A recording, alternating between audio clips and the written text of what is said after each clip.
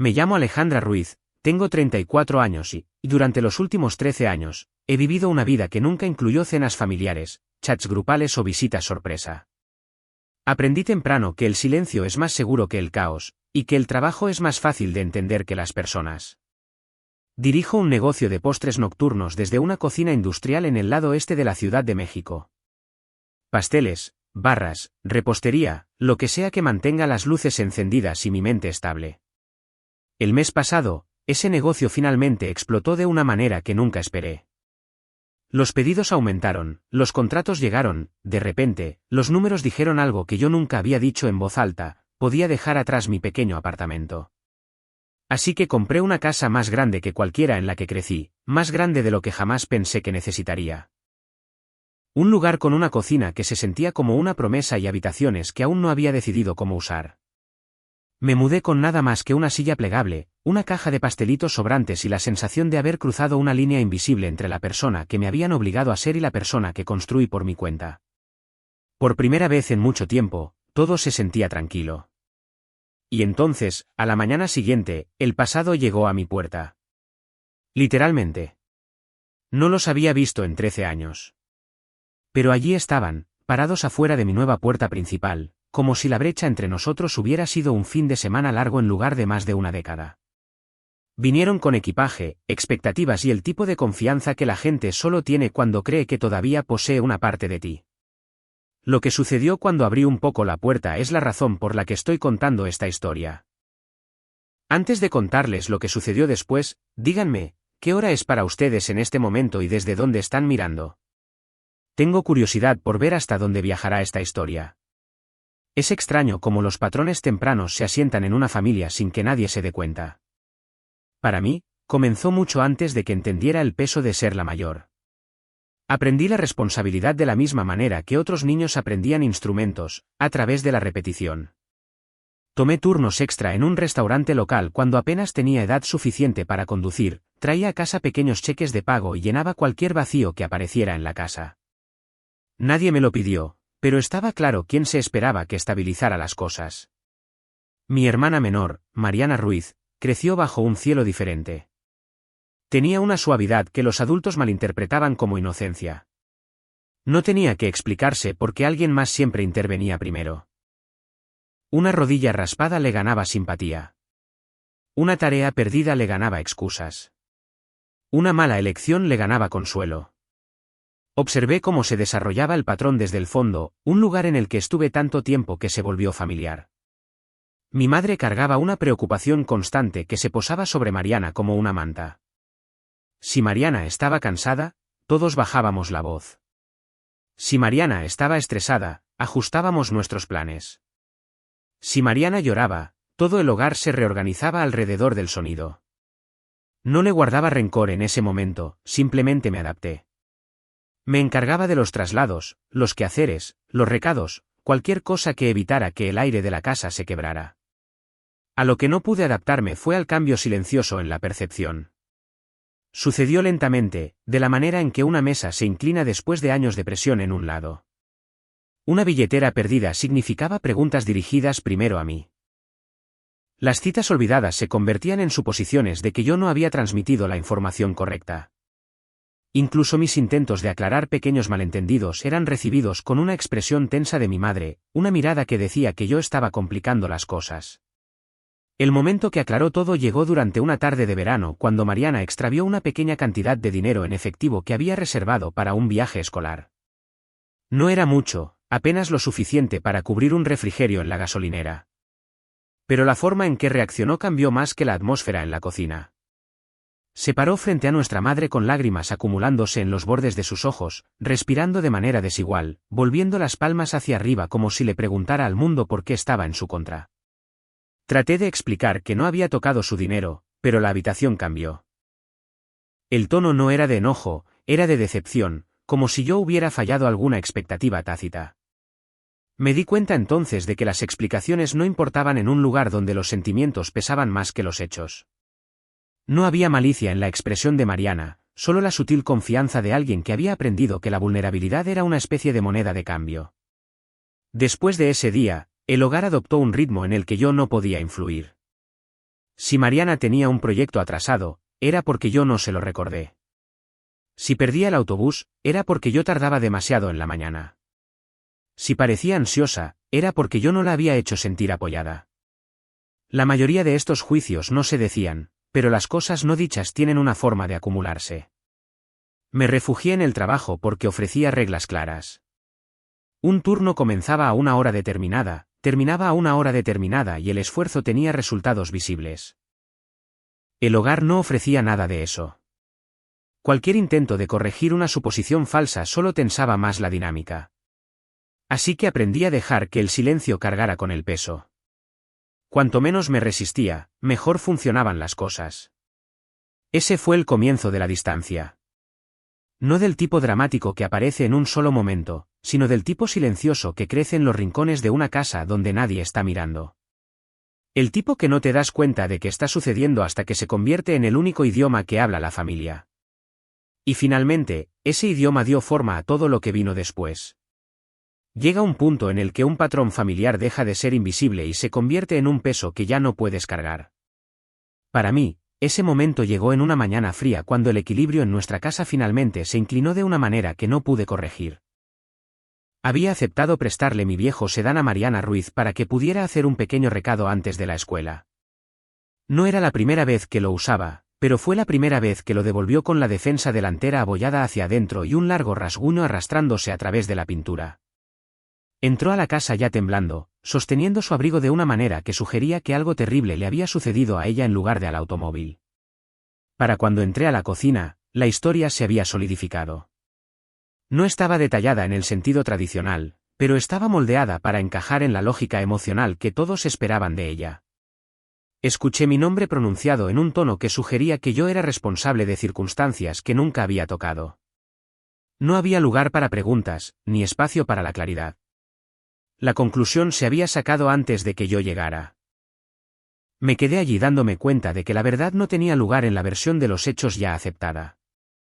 Después de esa mañana, comenzó un cambio de maneras pequeñas pero decisivas.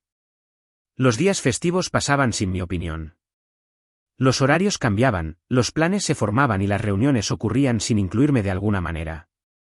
No me empujaron con fuerza, me alejé porque la puerta seguía moviéndose justo más allá de donde yo podía alcanzar. Traté de aferrarme, pero cada intento de explicarme solo hacía que la distancia fuera más pronunciada. Finalmente, dejé de intentarlo.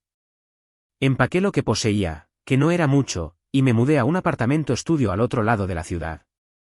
Pensé que irme nos daría espacio para reiniciar, que el tiempo separados traería claridad. Pero la distancia solo hizo que las suposiciones fueran más rígidas. Me convertí en la hermana que se alejó, complicó las cosas y eligió su propia vida a expensas de todos los demás. Ninguna de estas ideas coincide con la verdad. Pero la verdad había dejado de ser un idioma compartido. 13 años es mucho tiempo para vivir fuera de la órbita de las personas que alguna vez definieron tu mundo. Durante esos años, trabajé en cualquier empleo que mantuviera la renta pagada. Preparaba café al amanecer, limpiaba oficinas por las noches y aprendí a mezclar masa en cocinas oscuras cuando el resto de la ciudad dormía. El trabajo tenía sentido. Nunca pretendió ser algo que no era. El esfuerzo producía resultados, y los resultados me mantenían en movimiento. Mientras tanto, Mariana Ruiz creó su propia mitología en línea. No lo vi al principio. No estaba conectada a ninguna de las cuentas familiares, pero las noticias viajan, especialmente cuando la historia es dramática. Escuché que publicaba frases crípticas sobre traición, curación y encontrar fuerza cuando algunas personas te abandonan por su propia comodidad. Escribía sobre ser dejada atrás, sobre llevar cargas emocionales sola, sobre amar a personas que no la amaban de vuelta. Nunca escribió mi nombre, pero no necesitaba hacerlo. Todos los que la seguían sabían a quién se refería. Fue extraño ver a parientes adherirse a su narrativa. Respondían con oraciones, aliento y recordatorios de que la familia debe perdonar. Compartían sus publicaciones y le enviaban mensajes largos que regresaban a mí indirectamente a través de conocidos.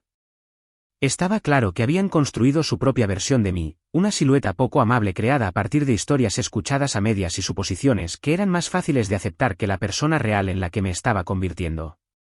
Con cada año que pasaba, la distancia se asentaba más profundamente. Los cumpleaños pasaban sin ser reconocidos. Mi madre cambió su número de teléfono sin decirme.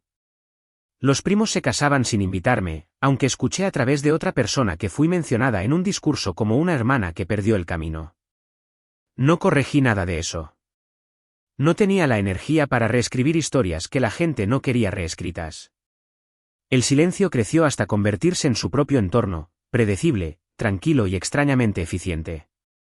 Y dentro de ese silencio, construí el comienzo de una vida que me pertenecía enteramente.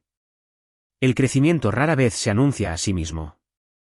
Llega en incrementos silenciosos que solo tienen sentido cuando miras hacia atrás. Mi propio punto de inflexión comenzó en la esquina de una cocina compartida que alquilaba por hora en el lado este de la Ciudad de México.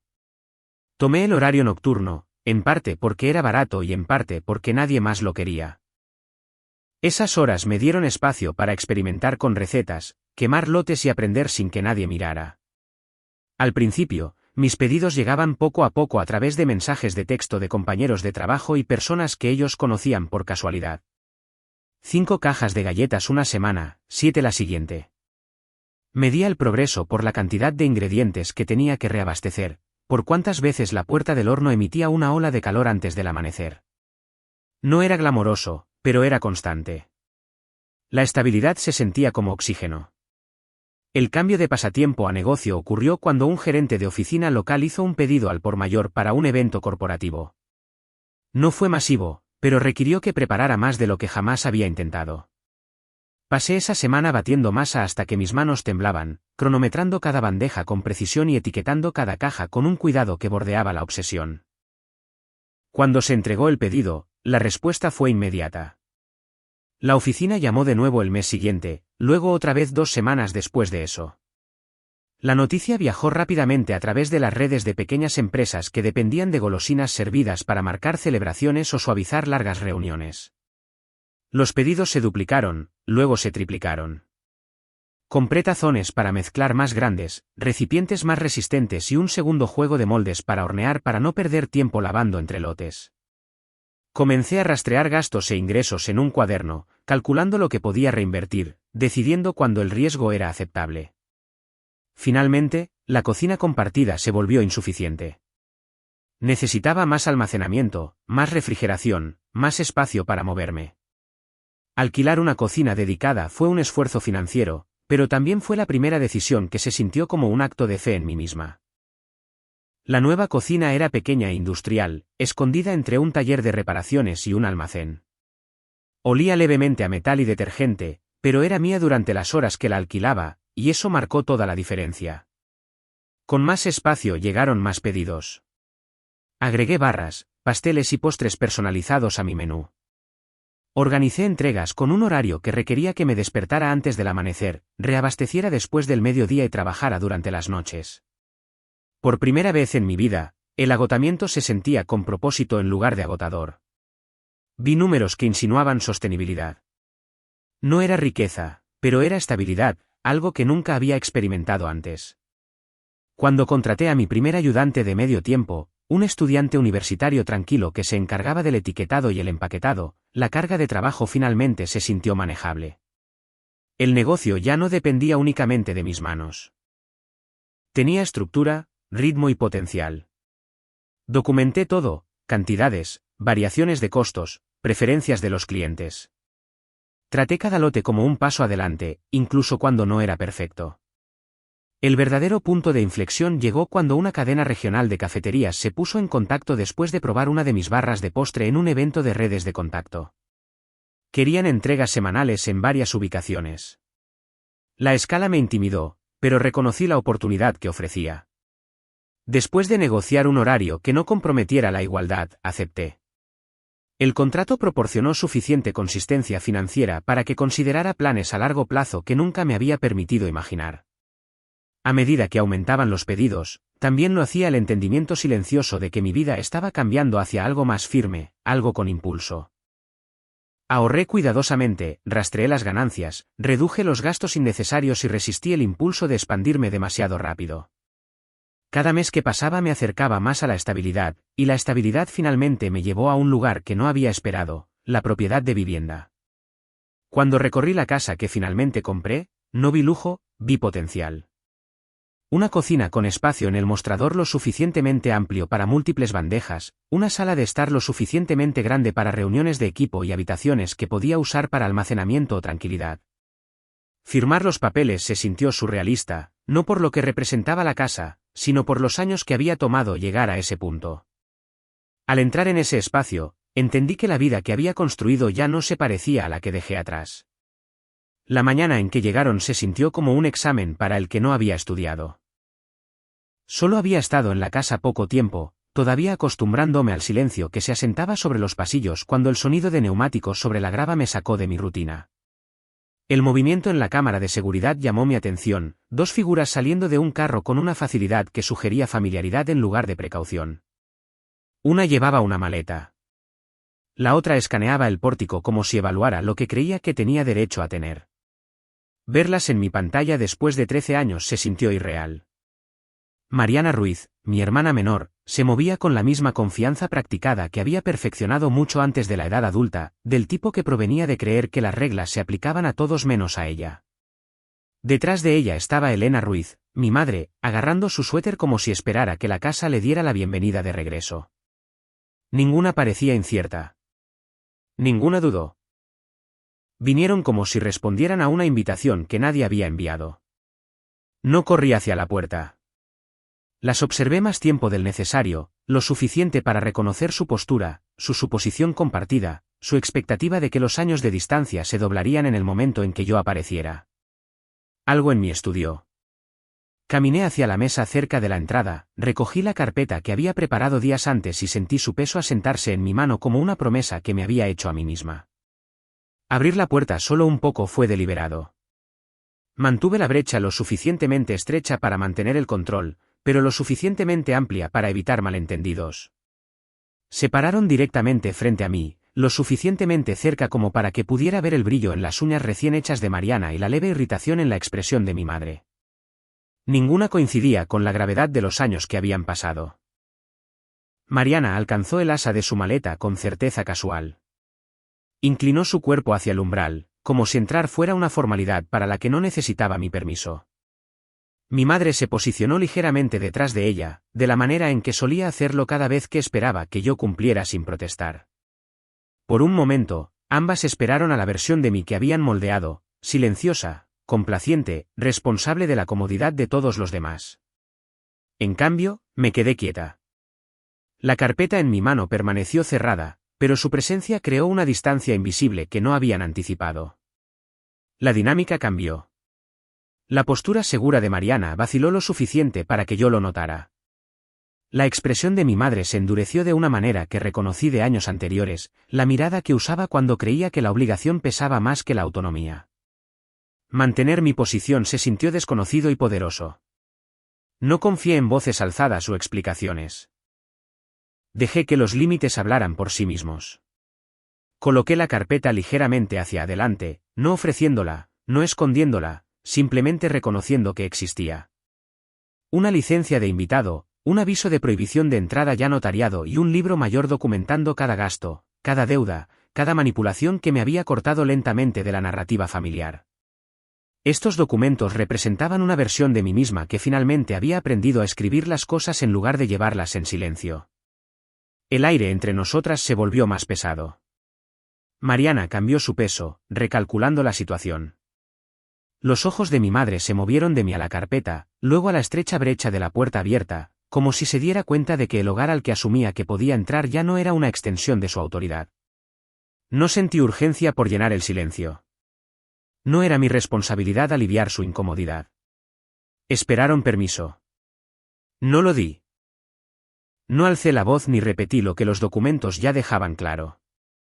El límite existía, ya fuera que lo aceptaran o no. Finalmente, retrocedí, no para invitarlas a pasar, sino para colocar la carpeta en la pequeña mesa consola detrás de mí. La coloqué deliberadamente, un recordatorio de que cada decisión en el futuro sería escrita, medida y elegida solo por mí. El momento se mantuvo firme, inquebrantable, cada una de nosotras entendiendo lo que los años separadas habían cambiado. Para cuando la puerta finalmente se cerró detrás de ellas, la casa se sentía diferente. No más silenciosa, El silencio había sido mi normalidad durante años, sino definida, como si las propias paredes entendieran el límite que yo había trazado. Me quedé allí más tiempo del necesario, dejando que la adrenalina se asentara antes de regresar a la cocina. No pasó mucho tiempo para que mi teléfono vibrara. El momento fue predecible, casi ensayado, la forma en que los problemas siempre viajaban a través de los mismos canales. Las primeras alertas vinieron de primos con los que no había hablado en más de una década. Capturas de pantalla de publicaciones aparecieron en rápida sucesión. No abrí los mensajes, pero las vistas previas fueron suficientes para dejar clara su intención. Mariana no había perdido tiempo en remodelar la narrativa.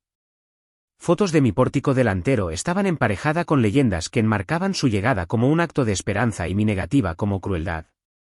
Ella entendía el escenario digital tan bien como había entendido el paisaje emocional de nuestra familia. La simpatía fluyó hacia ella con velocidad familiar.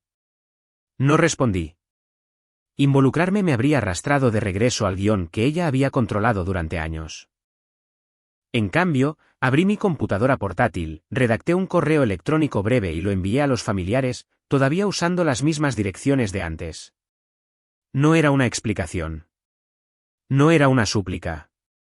Era un límite escrito claramente, comunicación limitada al correo electrónico, sin discusiones que involucraran dinero o vivienda, sin acusaciones ni púas emocionales. Cualquier cosa fuera de esos términos sería ignorada. No lo justifiqué. No lo suavicé. Simplemente establecí las reglas que debería haber establecido 13 años antes. Llegaron más mensajes. Algunos parientes enviaron párrafos acusándome de abandonar los valores familiares. Alguien afirmó que había olvidado de dónde venía. Otro insistió en que le debía a Mariana una oportunidad para encarrilar su vida. El tono familiar de obligación moral resonó a través de cada mensaje. Pero esta vez, no me sacudió. Estaban recreando una obra en la que yo ya no actuaba. Poco después, mi madre envió un correo electrónico de una sola línea. Sin saludo, sin puntuación. El tipo de mensaje destinado a provocar culpa. Le has roto el corazón a tu hermana. Llevaba el mismo peso en el que ella siempre había confiado, culpa disfrazada de preocupación, obligación enmarcada como moralidad. Cerré el correo electrónico sin responder. Más tarde esa noche, cuando vi su nombre aparecer de nuevo en mi bandeja de entrada, no sentí nada agudo. Solo un reconocimiento tranquilo de patrones que ella todavía creía que podían influirme. Escribió sobre el sacrificio, sobre criar a 2 hijas sola, sobre todas las veces que se sintió sin apoyo. Cada oración apuntaba a la misma idea, que mi estabilidad era algo a lo que ella merecía acceso, y negarlo era un acto de traición. Dejé el mensaje ahí. Ninguna respuesta cambiaría su versión de los hechos, y finalmente había aceptado que no era responsable de corregir su narrativa. En cambio, redacté un documento separado, uno que describía los pasos que tomaría si continuaban apareciendo sin invitación. No era emocional. Era procesal, información de contacto para un notificador judicial, referencias a leyes de propiedad, instrucciones para mantener registros. Crearlo se sintió como reforzar una base que había ignorado durante mucho tiempo. La mañana siguiente llegó sin drama, pero el ruido digital continuó. Mariana publicó declaraciones vagas sobre parientes tóxicos, reuniendo simpatía de personas que no nos conocían a ninguna de las dos. No revisé su perfil, sin embargo, fragmentos me llegaron a través de notificaciones y mensajes reenviados. Su patrón era predecible: posicionarse como herida, implicar traición, esperar validación. Le había funcionado desde la adolescencia, y no veía ninguna razón para detenerse ahora. Pasé el día en el mostrador de mi cocina revisando facturas, actualizando pedidos de suministros y planificando entregas para la semana. El trabajo siempre me había estudiado, pero ahora cumplía otra función, prueba de que mi vida ya no dependía de la aprobación o participación de quienes me malinterpretaban. Todo lo que había construido existía fuera de sus suposiciones. A medida que la tarde se asentaba sobre la casa, el aire se sentía equilibrado de nuevo. No porque la situación se hubiera resuelto, sino porque había reclamado el espacio donde alguna vez vivieron sus expectativas. Los documentos en mi mesa consola permanecieron intactos, esperando el momento en que pudieran ser necesarios. No esperaba que fueran innecesarios. La esperanza no tenía nada que ver con eso. Lo que importaba era la preparación. El tiempo tiene una manera de poner a prueba los límites mucho después del día en que los trazas.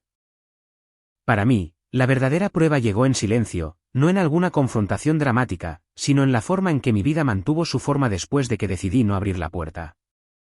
Las mañanas todavía comenzaban con listas de producción y rutas de entrega. Mi personal todavía esperaba instrucciones claras. El horno todavía necesitaba precalentarse. Las batidoras todavía necesitaban rasparse. Las facturas todavía debían pagarse. Nada colapsó cuando dejé de permitir que el caos de mi familia se filtrara en mi horario.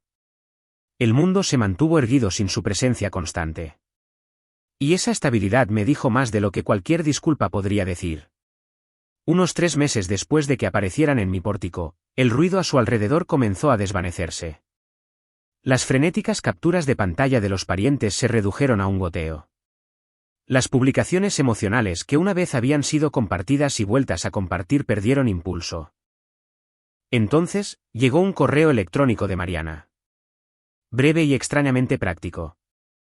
La línea de asunto mencionaba trabajo, no angustia. El cuerpo del mensaje preguntaba si conocía algún lugar que contratara para turnos flexibles. No había acusaciones escondidas entre líneas, ni intentos de reabrir viejas heridas. No la invité a mi pastelería.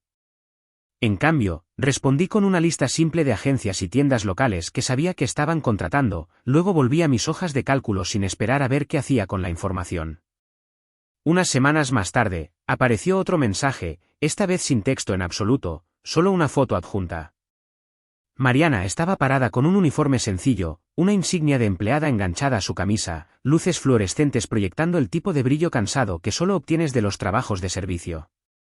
Fue la primera imagen que había visto de ella donde no estaba enmarcada como el centro de una tragedia. Guardé el archivo en una carpeta en mi computadora y lo dejé allí. No lo traté como prueba de que se había convertido en una persona diferente. Dejé que permaneciera como evidencia silenciosa de que cualquier cambio que eligiera hacer a partir de ese momento era su responsabilidad, no el resultado de que yo interviniera para rescatarla. Alrededor de la marca de los 6 meses, mi madre se comunicó de nuevo, esta vez con un mensaje que se sentía despojado de actuación. Preguntó si podía ver la casa una vez.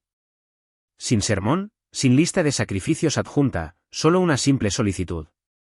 Respondí con términos claros, un día específico, una hora específica, solo ella.